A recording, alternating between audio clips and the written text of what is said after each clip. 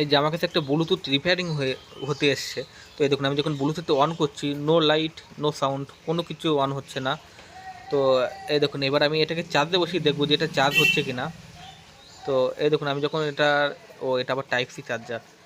তো এখানে আমি যখন টাইপ সি চার্জারটি কানেক্ট করছি, এই দেখুন যখন এটা আমি কানেক্ট করছি, এই যে লাল লাইটটি জ্বলছে, আবার অ্যাম্পিয়ারও ভালোই নিচ্ছে, মানে 0.4 অ্যাম্পিয়ার নিচ্ছে প্রায়, মানে 400 মতো অ্যাম্পিয়ার নিচ্ছে, 400 মিলি অ্যাম্পিয়ার। তো চলুন এটাকে এবার আমি খুলে দেখি।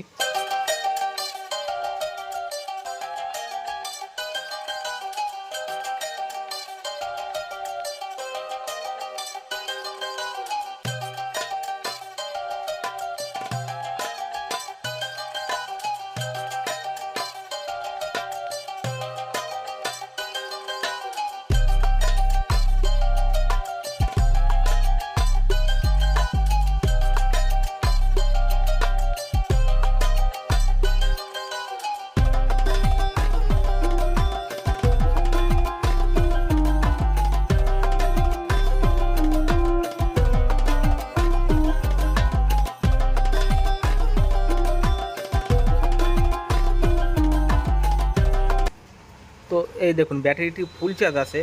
তো এবার আমি ব্যাটারি কানেকশানটা লাগানোর পরে এখানে যে সুইচটি আছে সেই সুইচটিকে শর্ট করে দেখবো যে এখানে সমস্যাটা কোথায়।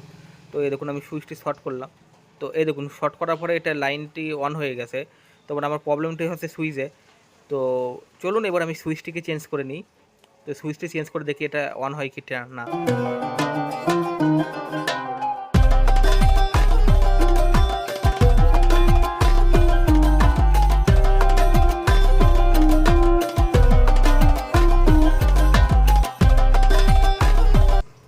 তো এই দেখুন আমার যে বোর্ডের থেকে যে সুইচটি আছে তো সেটা ডিসোল্ডার করা হয়ে গেছে।